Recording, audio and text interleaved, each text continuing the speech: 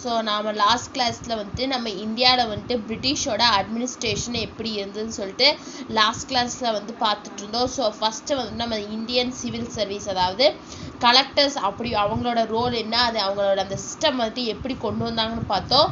Next army பார்த்தோம். So இன்னைக்கு கிளாஸில் வந்துட்டு police and judicial system and subsidiary அலைன்ஸ்னால் என்ன அப்படின்னு சொல்லி தான் இந்த வீடியோவில் பார்க்க போகிறோம். ஸோ வாங்க வீடியோவை பார்க்கலாம், வீடியோக்குள்ளே போகலாம். ஸோ போலீஸ், ஸோ அவங்களோட அட்மினிஸ்ட்ரேஷனில் வந்துட்டு போலீஸ், அவங்க அந்த போலீஸ் சிஸ்டம் அப்படிங்கிறது வந்துட்டு எப்படி வந்துட்டு உள்ளே வந்துச்சு, அவங்களோட ரோல் எல்லாம் என்ன அப்படின்னு பார்க்க போகிறோம். So police, when the East India Company took over the Diwani in 1765. So diwani is nothing but அவங்க சார்ஜ் எடுத்ததுக்கு அப்புறம், ஈஸ்ட் இந்தியா கம்பெனி வந்துட்டு நம்ம இந்தியாவில் ரூல் பண்ண சார்ஜ் எடுத்ததுக்கு அப்புறம், the Mughal police system was under the control of ஃபஜுதாஸ் who were in the charge of their சர்க்காஸ் ஆர் ரூரல் டிஸ்ட்ரிக்ட்ஸ். அந்த முகல் போலீஸ் சிஸ்டம் இருந்தது, அதாவது இவங்க சார்ஜ் எடுக்கிறதுக்கு முன்னாடி அந்த போலீஸ் சிஸ்டம் நம்ம இந்தியாவில் இருந்தது. ஸோ அதை வந்துட்டு யாருக்கு அந்த கண்ட்ரோல் யாருக்கு கீழே வந்துச்சு, ஃபஜுதாஸ் அப்படிங்கிற வந்துட்டு குரூப் ஆஃப் பீப்புள் அவங்களுக்கு கீழே வந்துருச்சு. The courtwals was in charge of towns while the village watchmen were paid and controlled by the zemindars. So வந்துட்டு இந்த கோர்ட்வால்ஸுங்கிற வந்துட்டு ஒவ்வொரு டவுனுக்கும் வந்துட்டு ஒவ்வொரு கோர்ட்வால்ஸ் இருப்பாங்க. ஸோ அங்கே ஏதாச்சும் ப்ராப்ளம் அப்படின்னா வந்துட்டு இவங்க தான் போய் அதை பார்ப்பாங்க. வைல் வில்லேஜுக்கு, ஒவ்வொரு வில்லேஜுக்கு வந்துட்டு வாட்ச்மேன் இருந்தார். ஸோ அவர் வந்துட்டு யார் அவரை கண்ட்ரோல் பண்ணுவார்னா ஜெமீன்தாஸ் வந்துட்டு அவரை கண்ட்ரோல் பண்ணுவாங்க. The police system was created by Lord Cornwallis. So இந்த போலீஸ் சிஸ்டம் அப்படிங்கிறத வந்துட்டு யார் கிரியேட் பண்ணாங்கன்னா லார்ட் கார்ன்வாலிஸ் தான் வந்துட்டு இந்த போலீஸ் சிஸ்டத்தை வந்து கிரியேட் பண்ணுறாரு. He relieved Zamindars from the police functions and established a regular police force in 1791. So அது வரைக்கும் இந்த ஜெமீன்தாஸ் வந்துட்டு இந்த போலீஸ் அவங்க பண்ணக்கூடிய ஃபங்க்ஷன்ஸில் இருந்தாங்க. ஆனால் இந்த லார்ட் கார்ன்வாலிஸ் வந்துட்டு அந்த போலீஸ் சிஸ்டத்தை எஸ்டாப்ளிஷ் பண்ணோன்னே இவர் வந்துட்டு இந்த ஜெமீன்தாஸில் ரிலீவ் பண்ணி விட்டுட்டாரு. அண்ட் அவர் வந்து செப்பரேட்டாக ஒரு போலீஸ் ஃபோர்ஸையே ஃபார்ம் பண்ணார். எந்த இயர்னா 1791. Cornwallis established a system of circles or thanas each headed by the தர்கா. அதாவது வந்துட்டு கார்ன்வாலிஸ் வந்து அந்த போலீஸ் சிஸ்டம் வந்து ஃபார்ம் பண்ணுறாரு. அதுதான் சொல்கிறாங்க தானாஸ், அதாவது தானாஸுங்கிற அவருக்கு பேர் கொடுக்குறாரு. ஸோ அந்த ஒவ்வொரு தானாவும் யார் லீட் பண்ணுவார்னா தர்கா அப்படிங்கிற அது ஒரு பொசிஷன், போலீஸ் சிஸ்டத்தில் ஒரு பொசிஷன், அவர் வந்துட்டு அதை லீட் பண்ணுவார். The authority of Daroga extended to the village watchman who performed the police duties in village. So ஒவ்வொரு வில்லேஜ்லேயும் வந்துட்டு இந்த தரோகாங்கிற வந்துட்டு போலீஸ் டியூட்டிஸை வந்து பண்ணுவாங்க. வில்லேஜ் போலீஸ் பிகேம் சௌக்கிதாஸ். ஸோ வில்லேஜ் போலீஸ் அதுக்கப்புறம் வந்துட்டு இதுக்கப்புறம் என்னாச்சுன்னா வில்லேஜ் போலீஸ்க்கு வந்து இன்னொரு பேர் கொடுக்குறாங்க, அதான் வந்து சௌக்கிதார்ஸ் அப்படின்னு சொல்கிறாங்க. In the big cities, the old office of Kotwals was however continued and a daroga was appointed to each of the wards of the city. ஆனால் பெரிய பெரிய சிட்டிஸில் வந்து இந்த கோட்வால் அப்படிங்கிற வந்துட்டு அப்படி அந்த ஃபார்மே வந்துட்டு அந்த ஓல்டு ஆஃபீஸே வந்துட்டு கண்டினியூ ஆச்சு. அங்கே ஒவ்வொரு லார்ஜ் சிட்டி எடுத்துட்டோம்னா அது சின்ன சின்ன டிஸ்ட்ரிக்ஸு வில்லேஜஸ்லாம் இருக்கும். அங்கே வந்து இந்த தரோகாஸை வந்துட்டு இவங்க அப்பாயின்மெண்ட் பண்ணுறாங்க. The Daroga system was extended to Madras in 1802. So இந்த சிஸ்டம் வந்துட்டு மெட்ராஸ்க்கு வந்து எக்ஸ்டெண்ட் ஆகுது எப்பன்னா 1802. Before the post of district superintendent of police was created, all the thanas were under the general supervision of district judge. அதாவது ஒரு district வந்துட்டு superintendent of police, அதாவது SPO வந்துட்டு வர அந்த பொசிஷன் வந்து எஸ்டாப்ளிஷ் பண்ணுறதுக்கு முன்னாடி வரைக்கும் இந்த தானாஸுங்கிற வந்துட்டு யாரோட கண்ட்ரோலுக்கு கீழே இருந்தாங்கன்னா டிஸ்ட்ரிக்ட் ஜட்ஜ், அதாவது ஒவ்வொரு டிஸ்ட்ரிக்டில் இருக்கக்கூடிய டிஸ்ட்ரிக்ட் ஜட்ஜு கீழே தான் வந்துட்டு இவங்க இருந்தாங்க. In 1808, a superintendent of police was appointed for each division. So 1808 என்ன பண்ணுறாங்கன்னா ஒவ்வொரு டிவிஷன், அதாவது இந்தியாவில் அவங்க பிரிட்டிஷ் ரூல் பண்ண ஒவ்வொரு டிவிஷனுக்கு வந்துட்டு சூப்பரிண்டென்டென்ட் ஆஃப் போலீஸை வந்துட்டு அங்கே அப்பாயின்மெண்ட் பண்ணுறாங்க. Later the district collector was entrusted with the task of controlling police force in the districts. So அந்த சூப்பரிண்டென்டென்ட் ஆஃப் போலீஸ், அதாவது எஸ்பியை வந்துட்டு அப்பாயின்மெண்ட் பண்ண பிறகு இந்த டிஸ்ட்ரிக்ட் கலெக்டரோட முக்கியமான வேலை என்ன, அவங்கள கண்காணிக்கிறதா வந்துட்டு ஒவ்வொரு டிஸ்ட்ரிக்ட்லேயும் அந்த சூப்பரிண்டென்டென்ட் வந்துட்டு என்னென்ன பண்ணுறாரு, அவங்களோட ஆக்ஷன் என்ன, மக்களுக்கு வந்துட்டு அவரை பற்றின ஒரு ரிவ்யூ என்ன அப்படிங்கிறது வந்துட்டு பண்ணுறது யார், இந்த டிஸ்ட்ரிக்ட் கலெக்டரோட வேலை. The main task of the police is to handle crime and to prevent conspiracy against against the British rule. இந்த போலீஸோட முக்கியமான வேலை என்ன, கிரைம் ஏதாச்சும் தப்பு நடந்தா இல்லாட்டி முக்கியமா என்னன்னா பிரிட்டிஷுக்கு எகெயின்ஸ்டா யாராச்சும் வந்தாங்க அப்படின்னா அவங்கள வந்துட்டு இது பண்றதா இவங்களோட முக்கியமான, அதுதான் வந்துட்டு இவங்களோட முக்கியமான இந்த போலீஸோட முக்கியமான வேலையா இருந்தது. ஸோ இப்படித்தான் அவங்களோட போலீஸ் சிஸ்டம் இருந்தது. நெக்ஸ்ட் ஜுடிஷியல் சிஸ்டம், அதாவது அவங்களோட நீதித்துறை, அதாவது ஜஸ்டிஸ் அவங்களோட எப்படி இருந்ததுன்னா, in 1772 the dual government was abolished and the company took over the direct responsibility for the collection of revenue as well as the administration of justice. அதாவது 1772ல அந்த dual government வந்து இவங்க abolish பண்ணிடுறாங்க. ஸோ அந்த company, அந்த English east India கம்பெனியை டைரக்டா ஒரு ரெஸ்பான்சிபிலிட்டி, அதாவது ரெவென்யூ டேக்ஸ் கலெக்ட் பண்றதுக்கோ அந்த அட்மினிஸ்ட்ரேஷன் ஜஸ்டிஸோட அட்மினிஸ்ட்ரேஷனை வந்து பார்க்கறதுக்கோ இந்த கம்பெனியை வந்துட்டு டைரக்டா அவங்களே சார்ஜ் எடுத்துக்கிறாங்க. Consequently, a Diwani Adalt and Fajuda Adalt were established. So Diwani Adalt and Fajudari Adalt வந்து established, அதாவது அதை அழிச்சிடுறாங்க. By the Regulating Act of 1773, அதாவது 1773 Regulating Act படி a Supreme Court was set up in Calcutta. So கல்கட்டால வந்துட்டு ஒரு supreme court, அதாவது உச்ச நீதிமன்றம் சொல்லுவோம்ல, ஸோ அதை வந்துட்டு அவங்க அமைக்கிறாங்க. This court consisted of Chief Justice and 3 pushing judges who were appointed by the crown. So இந்த கோர்ட்ல வந்து யார் இருப்பாங்கன்னா, ஒரு சீஃப் ஜஸ்டிஸ், அதாவது ஒரே ஒரு ஜட்ஜ் இருப்பாரு, அவருக்கு கீழே வந்து 3 ஜட்ஜஸ் இருப்பாங்க. ஸோ இவங்க 4 பேர்த்து யார் அப்பாயின்மெண்ட் பண்ணுவாங்கன்னா, பிரிட்டிஷ் க்ரோன்ல இருக்கக்கூடிய, அதாவது பிரிட்டிஷ் கிங்கோ குயினோ அவங்க தான் வந்துட்டு அப்பாயின்மெண்ட் பண்ணுவாங்க. This court decided civil, criminal, ecclesiastical and admilitary cases. So இந்த ஜஸ்டிஸ், அதாவது இந்த கோர்ட்ல என்னென்ன கேஸ்னா, civil case, criminal case, so எல்லா கேஸ்க்கும் இங்கே வந்துட்டு அவங்க வந்துட்டு பார்த்தாங்க. On the model of supreme court of Calcutta. So கல்கட்டாவில் இருந்த சுப்ரீம் கோர்ட்டோட மாடலை வச்சு மெட்ராஸ்லேயே ஒரு சுப்ரீம் கோர்ட்டை வந்து எஸ்டாப்ளிஷ் பண்ணுறாங்க 1801ல. அண்ட் இன் பாம்பே இன் 1823. 1801ல மெட்ராஸில் வந்து அதை எஸ்டாப்ளிஷ் பண்ணதுக்கப்புறம் 1823ல வந்துட்டு பாம்பேலேயே அவங்க எஸ்டாப்ளிஷ் பண்ணுறாங்க. In 1832, William Bentinck started a jury system in Bengal. 1832ல வந்துட்டு பெங்கால்லே வந்துட்டு இந்த வில்லியம் பென்டிங், அதாவது பெங்காலோட கவர்னர், அவர் வந்துட்டு இந்த ஜூரி சிஸ்டம், அதாவது இந்த அட்மினிஸ்ட்ரேஷன் வந்துட்டு பெங்கால்ல ஸ்டார்ட் பண்றாரு. A Indian Law Commission was established to compel the laws. So Indian law commission அவங்க ஒன்று எஸ்டாப்ளிஷ் பண்ணுறாங்க. எதுக்காகனா இந்த லாவை வந்துட்டு கம்பைல் பண்ணுறதுக்காக, அதாவது சட்டங்களை வந்துட்டு சேர்க்கறதுக்காக. A rule of law was established for the whole empire. According to the Indian High Courts Act 1861, 3 high courts were set up in Calcutta, Bombay and Madras in place of the old Supreme Courts. அதாவது 1861 படி அந்த Indian லா high court லா படி 1861ல high கோர்ட்ஸை வந்துட்டு Calcutta, Bombay and மெட்ராஸ்ல வந்து கொடுக்குறாங்க. அதாவது supreme court இருந்த இடத்துலலாம் வந்துட்டு ஹை கோர்ட்டை கொடுத்துட்றாங்க, அதாவது கல்கட்டா, பாம்பே அண்ட் மெட்ராஸ்ல கொடுத்துறாங்க. ஸோ இதைத்தான் வந்துட்டு அந்த ஆக்ட்ல வந்து சொல்லியிருக்காங்கன்னு சொல்றாங்க. ஸோ இதுதான் வந்துட்டு அவங்களோட ஜுடிஷியல் சிஸ்டம் வந்துட்டு இப்படிதான் இருந்தது. நெக்ஸ்ட் பாருங்க, சப்சிஸ்டரி alliance. Lord Wellesley introduced the system of subsidiary alliance to bring the princely states under the control of British. So இந்த சப்சிஸ்டரி அலைன்ஸ் அப்படிங்கிறத வந்துட்டு யார் வந்துட்டு கொண்டு வராங்க அப்படின்னா, இந்த லார்ட் வெல்லஸ்லி தான் வந்துட்டு இன்ட்ரடியூஸ் பண்ணுறாரு. எதுக்காகனா பிரின்ஸ்லி ஸ்டேட்ஸ், அதாவது தமிழ் வந்து சுதேச மாநிலங்கள்னு சொல்லுவாங்க. அதாவது ஒரு ஸ்டேட்டில் வந்துட்டு நெக்ஸ்ட் ரூலிங் வந்து யாரும் இல்லை, அதாவது அவங்களோட வாரிசு யாரும் இல்லைன்னா அந்த ஸ்டேட்ஸில் எங்கே கொண்டு வந்துடுவாங்க, பிரிட்டிஷ் டெரிட்டரி கீழே கொண்டு வந்துடுவாங்க. அதுதான் சொல்கிறாங்க, under the control of British. It was most effective instrument for the expansion of the British territory and political influence in India. So இது வந்துட்டு ரொம்பவே எஃபெக்டிவான இன்ஸ்ட்ருமெண்ட். எதுக்காகனா பிரிட்டிஷோட டெரிட்டரிஸ், அவங்க ரூல் பண்ணக்கூடிய டெரிட்டரிஸை வந்து எக்ஸ்பேண்ட் பண்ணுறதுக்காகவும் பொலிட்டிக்கல் இன்ஃப்ளூயன்ஸ், அதாவது இந்தியாவில் இருக்கக்கூடிய பொலிட்டிக்கல் அவங்களோட அரசியலில் வந்து இவங்க மூக்கம் நுழைக்கிறதுக்கும் இது வந்துட்டு ரொம்பவே ஒரு எஃபெக்டிவான இன்ஸ்ட்ருமெண்ட்டாக இருந்தது. The princely state was called the protected state and the British came to refer to as paramount power. So இந்த பிரின்ஸ்லி ஸ்டேட் எப்படின்னு சொன்னாங்கன்னா ப்ரொடெக்டட் ஸ்டேட் அப்படின்னு சொல்கிறாங்க. And British came to refer to as paramount power. So பிரிட்டிஷை வந்துட்டு paramount power அப்படின்னு சொல்கிறாங்க. It was the duty of the British to safeguard the state from the external aggression and helps its rulers in maintaining internal peace. So இவங்களோட வேலை என்ன இந்த சப்சிஸ்டரி அலைன்ஸில் வந்துட்டு அவங்க கேப்சர் பண்ணக்கூடிய ஸ்டேட்ஸ்லனா இவங்களுக்கு அந்த ஸ்டேட்டுக்கு வந்துட்டு எக்ஸ்டர்னல் அதாவது வெளியிலேருந்து எந்த விதமான அக்ரஷன் அதாவது வெளியிலேருந்து இன்னொரு ஸ்டேட்லேருந்து இவங்க கூட வந்துட்டு வார் பண்ண வராங்கன்னா அந்த ஸ்டேட்டை காப்பாற்றுறது வந்துட்டு இந்த பிரிட்டிஷோட வேலையாக இருந்தது.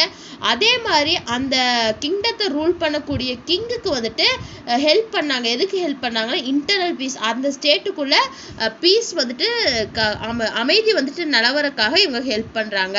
ஸோ இதுதான் வந்துட்டு subsidiary alliance. So main features of subsidiary alliance. So subsidiary அலைன்ஸோட மெயின் ஃபியூச்சர்ஸ் என்னென்னா an Indian ruler entering into this alliance with the British had to dissolve his own armed forces and accept the British forces. எந்தெந்த Indian rulers வந்து இந்த சப்சிஸ்டரி அலைன்ஸ்குள்ளே வராங்களோ அவங்க வந்துட்டு அவங்களுக்கு இருக்க ஆர்மி ஃபோர்ஸை வந்து டிசால்வ் பண்ணிடணும். அவங்களுக்கு எந்த விதமான தனிப்பட்ட மிலிட்ரி வந்து இருக்கக்கூடாது. அதாவது எந்த மிலிட்ரி ஆகட்டும் நேவி ஆகட்டும் எதுவுமே இருக்கக்கூடாது. அவங்க வந்துட்டு பிரிட்டிஷ் ஃபோர்ஸை தான் அக்செப்ட் பண்ணிக்கணும் அப்படிங்கிறது first future. Next British resident would stay in his capital. அதாவது அந்த கிங்டத்தோட கேபிட்டலில் வந்து பிரிட்டிஷ் வந்துட்டு இருப்பாங்க, ஒரு பிரிட்டன் பீப்புள் வந்துட்டு இருப்பாங்க அப்படின்னு சொல்கிறாங்க. Towards the maintenance charges of the army, he should make annual payments or create some territory permanent to the company. அதாவது ஒரு மெயின்டெனன்ஸ் சார்ஜ், அதாவது இவங்க வந்துட்டு எந்த மிலிட்ரி ஃபோர்ஸையும் இவங்க வச்சுக்க கூடாது. யார் வந்து எந்த இந்தியன் ரூலர் சப்சிஸ்டரி அலைன்ஸ்குள்ளே வராங்களோ ஸோ அவங்க வந்துட்டு இந்த பிரிட்டிஷ் ஃபோர்ஸை தான் அவங்க யூஸ் பண்ணிப்பாங்க. ஸோ அதுக்காக வந்துட்டு அந்த இந்தியன் ரூலர்ஸ் வந்துட்டு இவங்களுக்கு வந்துட்டு ஆனுவலாக ஒரு பேமெண்ட் தரணும். இல்லாட்டி அவங்க ரூல் பண்ணிட்டு இருக்கக்கூடிய அந்த கிங்டத்தில் இருக்கக்கூடிய ஒரு டெரிட்டரியை வந்துட்டு கம்ப்ளீட்டாக வந்துட்டு பெர்மனண்ட்டாக வந்துட்டு இந்த கம்பெனி அதாவது இங்கிலீஷ் ஈஸ்ட் இந்தியா கம்பெனிக்கு தந்துடணும். All the non-English European officials should be turned out of its sides. அதாவது இங்கிலீஷ் பீப்புளை தவிர மற்ற எந்த யூரோப்பியன் அஃபிஷியல்ஸ் அதாவது ஃப்ரெஞ்சு டச்சு அவங்க யாருமே வந்துட்டு ஒரு ஸ்டேட்டோட ஒரு அந்த சப்சிஸ்டரி அலைன்ஸ் இருக்கக்கூடிய இந்தியன் ஸ்டேட்ஸ்குள்ளே இருக்கக்கூடாது. அவங்கள ஸ்டேட்டை விட்டு வெளியே அனுப்பிச்சிடணும். The native ruler should deal with foreign states only through the English East India Company. ஒரு இந்தியன் ரூலர் வந்துட்டு மற்ற ஏதாச்சும் ஃபாரின் ஸ்டேட்ஸ் கூட டீல் வச்சுக்கணும் அப்படின்னா அது வந்து இங்கிலீஷ் ஈஸ்ட் இந்தியா கம்பெனி மூலயமா தான் இருக்கணுமே தவிர தனிப்பட்ட மூலயமா இருக்கக்கூடாது. The British would take to defend the state from internal trouble as well as external attacks. So இந்த பிரிட்டிஷ் வந்து எல்லா சார்ஜஸையும் எடுத்துக்கிட்டாங்க. ஸ்டேட்டில் வந்துட்டு ஒரு ஸ்டேட்டில் வந்துட்டு இன்டர்னல் ட்ரபிள்ஸ் அவங்களுக்குள்ள ஏதாச்சும் பிரச்சனையோ இல்லாட்டி எக்ஸ்டர்னல் அட்டாக் ஏதாச்சும் வந்துருச்சா இவங்க வந்துட்டு அந்த ஸ்டேட்டை வந்துட்டு அண்டர்டேக் பண்ணிப்பாங்க அப்படின்னு சொல்கிறாங்க. ஸோ இதான் வந்துட்டு main features of subsidiary alliance. Next merits to the British. So இந்த சப்சிஸ்டரி அலைன்ஸ் மூலமா பிரிட்டிஷ்க்கு வந்துட்டு என்னென்ன மெரிட்ஸ் அதாவது நன்மை கிடைச்சதுன்னா The British company maintained a large army at the expense of the Indian rulers. So அந்த ஃபியூச்சர்ஸில் பார்த்தோம் இந்தியன் ரூலர்ஸ் இந்த சப்சிஸ்டரி அலைன்ஸ்குள்ளே வர இந்தியன் ரூலர்ஸ் வந்து எந்த விதமான ஆர்மி ஃபோர்ஸஸையும் அவங்களுக்கு வந்து வச்சுக்கக்கூடாது. அவங்க வந்துட்டு இந்த பிரிட்டிஷோட ஆர்மியை தான் வந்துட்டு ரன் வாங்கிக்கணும் அப்படின்னு சொன்னாங்க. ஸோ அதனால என்னாச்சுன்னா இந்த பிரிட்டிஷ் கம்பெனிக்கு வந்துட்டு அவங்களோட ஆர்மியை வந்துட்டு மெயின்டைன் பண்ணுறதுல இப்போ ஒரு ஆர்மியை மெயின்டைன் பண்ணுறதுனா அதுக்கு நிறைய செலவாகும். ஸோ இந்த சப்சிஸ்டரி அலைன்ஸ் மூலமா இந்த பிரிட்டிஷ்க்கு வந்துட்டு அந்த எக்ஸ்பென்ஸ் வந்துட்டு மிச்சமாச்சுன்னு சொல்றாங்க. அதாவது அவங்களோட ஆர்மியை வந்துட்டு மெயின்டைன் பண்றதுக்கான எக்ஸ்பென்ஸ் வந்துட்டு மிச்சமாச்சு. இவங்க இந்தியன் ரூலர்ஸ் கொடுக்கக்கூடிய அந்த பணத்துல அதாவது அவங்க வந்துட்டு அந்த ஆர்மியை எடுத்துக்கிறதுக்கு வந்துட்டு அவங்க ஆனுவலா வந்துட்டு பணம் கட்டணும். ஸோ அந்த பணத்துல வந்துட்டு இவங்க பிரிட்டிஷ் வந்துட்டு அவங்களோட ஆர்மியை வந்துட்டு ரன் பண்றாங்க. All Frenchmen in the service of native rulers was dismissed and the danger of French revolt was completely eliminated. So ஒவ்வொரு ஸ்டேட்லேயும் இருக்கக்கூடிய ஃப்ரெஞ்ச் அஃபிஷியல்ஸ் எல்லாத்தையுமே இந்த சப்சிஸ்டரி அலைன்ஸ் மூலமா அவங்க வெளியேற்றிடுறாங்க. ஸோ அதனால வந்துட்டு ஃப்ரெஞ்ச் ரிவைல் அதாவது ஃப்ரெஞ்ச் பீப்புள் வந்துட்டு இவங்க மேலே வந்துட்டு போர் புரியறக்கோ ஏதாச்சும் வார் பண்ணுறக்கோ ஏதாச்சும் பேட்டிலுக்கோ வரது வந்துட்டு சுத்தமாக எலிமினேட் ஆகுது. The British company began to control the foreign policy of the princely states. அந்த பிரிட்டிஷ் கம்பெனி வந்துட்டு இந்த பிரின்ஸ்லி ஸ்டேட்ஸோட ஃபாரின் பாலிசியை வந்து கண்ட்ரோல் பண்ணுறாங்க. அதாவது வந்துட்டு ஏதாச்சும் ஃபாரின் கண்ட்ரிஸ் கூட இவங்க ஏதாச்சும் போடுறாங்க அப்படின்னா அந்த பாலிசியை வந்து இவங்க கண்ட்ரோல் பண்ணுறாங்க. Wellesley's diplomacy made the British the paramount power in India. He transformed the British Empire in India into the British Empire of India. So இந்த வெல்லஸ்லியோட டிப்ளமசினா தந்திரம்னு சொல்லுவாங்க. இந்த லார்ட் வெல்லஸ்லி தான் வந்துட்டு இந்த சப்சிஸ்டரி அலைன்ஸை கொண்டு வந்தார். ஸோ அவரோட டிப்ளமசி, அவரோட தந்திரத்தினால பிரிட்டிஷோட பவர் வந்துட்டு இந்தியாவில் வந்துட்டு ரொம்பவே சுப்ரீமான பவராக மாற ஆரம்பிச்சுது. He transform the British empire in India. அதாவது வந்துட்டு இந்தியாவில் பிரிட்டிஷ் எம்பையர் இருக்கணுங்கிறத மாற்றி அவர் இந்தியாவே பிரிட்டிஷ் எம்பையர் கீழே தான் வரும் அப்படிங்கிற நிலைமை வந்துட்டு இந்த சப்சிஸ்டரி அலைன்ஸ் மூலமாக வந்துச்சு. டெஃபெக்ட்ஸ் ஆஃப் த பிரின்ஸ்லி ஸ்டேட்ஸ், அதாவது பிரின்ஸ்லி ஸ்டேட்ஸ் இந்த சப்சிஸ்டரி அலைன்ஸ்னால ஒவ்வொரு பிரின்ஸ்லி ஸ்டேட்ஸ்லையும் என்னென்ன டெஃபெக்ட் இருந்ததுன்னா, the subsidiary alliance was made the Indian rulers weak, oppressive and irresponsible. So இந்த சப்சிஸ்டரி அலைன்ஸ் மூலமா நம்மளோட இந்தியன் ரூலர்ஸ் வந்து ரொம்பவே வீக் ஆயிட்டாங்க, ரொம்பவே சோம்பேறி வந்துட்டு ரொம்பவே ரெஸ்பான்சிபிளே இல்லாமல் irresponsible ஆயிட்டாங்க. Protected by the British arms, they neglected their duty towards their subjects and even exploited them. So அவங்க ஸ்டேட்டை வந்து இந்த பிரிட்டிஷ் ஆர்மி வந்து பாதுகாக்குது. ஸோ அதனால இவங்க எல்லா டியூட்டியும் வந்துட்டு நெக்லெக்ட் பண்ண ஆரம்பிச்சிட்டாங்க, ரொம்பவே வந்துட்டு irresponsible நம்ம இந்தியன் ரூலர்ஸ் ஆயிட்டாங்க. ஸோ இதான் வந்துட்டு சப்சிஸ்டரி அலைன்ஸ். நெக்ஸ்ட் வந்துட்டு doctrine of lapse. So doctrine of லேப்ஸ்னா என்னன்னா, இதை யாரு கொண்டு வந்தாங்க அப்படின்னா, lord Dalhousie was one of the chief architect of the British empire in India. Chief ஆர்கிடெக்டர்னா வந்துட்டு செதுக்குறாரு. ஸோ அதாவது சீஃப் அவர் தான் முதன்மையானவர். பிரிட்டிஷ் எம்பையர் இந்தியாவில் அந்த பிரிட்டிஷ் எம்பையர் வந்துட்டு ரொம்ப ஸ்ட்ராங் ஆனது காரணம் யார்? இந்த லார்ட் டல்ஹௌசி தான். He was an imperialist. He adopted a new policy known as Doctrine of Lapse to extend British Empire. So அவர் வந்துட்டு புதுசாக ஒரு பாலிசி வந்துட்டு கிரியேட் பண்ணுறாரு. எதுக்காகனா பிரிட்டிஷ் எம்பையரை வந்துட்டு எக்ஸ்டெண்ட் பண்ணுறக்காக. அந்த பாலிசி பேர் தான் என்னென்னா doctrine of lapse. He made use of his present and declared in 1848 that if the native rulers adopted a children without the prior permission of the company, only the personal properties of the rulers would go to the adopted sons and the kingdoms would go to the British paramount power. So அந்த doctrine of labs படி என்னன்னா, ஏதாச்சும் ஒரு Indian ruler வந்துட்டு ஒரு child, ஒரு குழந்தைய வந்துட்டு அடாப்ட் பண்ணுறாங்கன்னா அதுக்கு முன்னாடியே யார்கிட்ட பர்மிஷன் வாங்கிக்கணும்? இந்த இங்கிலீஷ் ஈஸ்ட் இந்தியா கம்பெனிகிட்ட பர்மிஷன் வாங்கிக்கணும். சப்போஸ் அவங்க வாங்காமல் அடாப்ட் பண்ணிட்டாங்க அப்படின்னா, ஒரு சைல்டு அவங்க அடாப்ட் பண்ணிட்டாங்க அப்படின்னா அந்த குழந்தைக்கு வந்துட்டு அவங்களோட கிங்டம், அதாவது அப்பாவுக்கு அடுத்தது பையன்தான் ரூல் பண்ணுவாங்கிறது இருக்கும். ஆனால் இந்த டாக்ட்ரின் ஆஃப் லேப்ஸ் படி ஒரு குழந்தைய வந்துட்டு ஒரு கிங் வந்துட்டு அடாப்ட் பண்ணுறாரு அப்படின்னா அவருக்கு அப்புறம் வந்துட்டு அவரோட பர்சனல் வேல்யூஸ் மட்டும்தான் அந்த அடாப்ட் பண்ண சைல்டுக்கு போகுமே ஒழிய அந்த கிங்டம் வந்துட்டு டைரக்டாக பிரிட்டிஷ்க்கு வந்துட்டு போயிடும் அப்படின்னு சொல்கிறாரு. இந்த ரூல்ஸ், இந்த டாக்ட்ரின் ஆஃப் லேப்ஸ் படி அந்த நிதம் வந்துட்டு அந்த பாலிசியை வந்துட்டு இவர் கொண்டு வராரு. This principle was called as doctrine of lapse. So இந்த பிரின்சிபிளை தான் நம்ம என்னன்னு சொல்கிறோம்? டாக்ட்ரின் ஆஃப் லேப்ஸ் அப்படின்னு சொல்கிறோம். It was bitterly opposed by the Indians and it was the one of the root causes for the Great Revolt of 1857. ஆனால் இதை வந்துட்டு இந்தியன் ரூலர்ஸ் வந்துட்டு எதிர்க்கிறாங்க. ஸோ இதுதான் வந்துட்டு கிரேட் ரிவோல்ட் ஆஃப் 1857 வரைக்கும் ஒரு முக்கியமான காரணமாக இருந்தது. ராணி லக்ஷ்மி பாய் அவங்களுக்கு வந்துட்டு குழந்தை இல்லை. ஸோ அவங்க வந்துட்டு அடாப்ட் பண்ணுறாங்க. ஸோ அதை வந்துட்டு இந்த பிரிட்டிஷ் ஏற்றுக்காதனால அவங்க வந்துட்டு அந்த கிரேட் ரிவோல்ட் ஆஃப் 1857 வந்துட்டு ஸ்டார்ட் பண்ணுறாங்க. இது வந்துட்டு உங்கள் புக்கில் கொடுக்கலன்னு நானாக சொல்கிறேன் உங்களுக்கு. Factors for the success of British. So பிரிட்டிஷோட சக்ஸஸுக்கு என்னென்ன காரணம் அப்படின்னா வந்துட்டு கிரேட் நேவல் பவர். அவங்களோட ஆர்மிஸை வந்துட்டு அவங்களோட நேவல் பவர்ஸ் வந்துட்டு ரொம்பவே நல்லா இருந்தது. Development of textile. அவங்களோட டெக்ஸ்டைல் பிஸ்னஸ் வந்துட்டு நம்ம இந்தியாவில் நல்லாவே டெவலப் ஆச்சு. Scientific division of labour. இந்த ஒரு லேபர் வந்துட்டு சயின்டிஃபிக்கை பேஸ் பண்ணி, சயின்ஸை பேஸ் பண்ணி அவங்க பிரித்தாங்க. Next economic prosperity and skilful diplomacy of the British. So அவங்களோட எக்கானமி ப்ராஸ்பரிட்டி, அவங்களோட வெல்த் அண்ட் ஸ்கில்ஃபுல் டிப்ளமசின்னு அவங்களோட தந்திரங்கள் அவங்க ரொம்ப தந்திரமாக யோசிப்பாங்க. அதனால பிரிட்டிஷ் சக்ஸஸ் ஆச்சு.